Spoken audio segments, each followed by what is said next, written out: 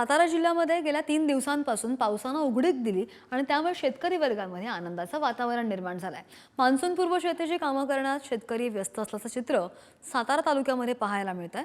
शेतीची मशागत आणि पेरणीची पूर्वतयारी करताना शेतकरी व्यस्त आहे, याचाच आढावा घेतलाय आमचे प्रतिनिधी साई सावंत यांनी।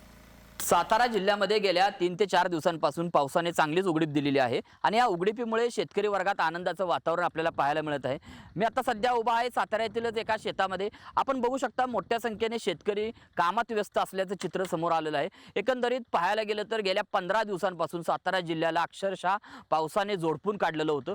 या संपूर्ण पावसामुळे देखील शेतीचं नुकसान झालेलं होतं आणि या आत्ता पाऊस उघडल्यानंतर शेतीची कामं करण्यात शेतकरी व्यस्त असल्याचं चित्र समोर आलेलं आहे। दादा काय सांगाल, गेल्या 4 ते 5 दिवसांपासून साताऱ्यामध्ये पावसाने चांगली उघडीप दिलेली आहे।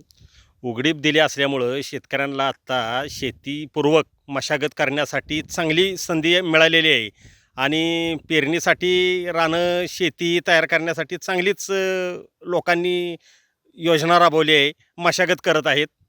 शेतकऱ्यांना आव्हान काय, आता मान्सूनपूर्वक ही शेतीची मशागत झाल्याबरोबर मान्सून चालू झाल्यानंतर पेरणीची तयारी करण्यात यावी। शेतीची मशागत असेल, त्याचबरोबर पेरणी मान्सूनपूर्व जी पेरणी असते त्याची कामं असतील, शेतीची विविध कामं असतील मान्सूनपूर्वची, हे देखील करताना शेतकरी आज सध्या आपल्याला पाहायला मिळतात। एकंदरीत पाहायला गेलं तर ही शेतीची कामं लवकरात लवकर उरकून मान्सून कधी येतोय याची देखील वाट बघताना शेतकरी आपल्याला पाहायला मिळतात।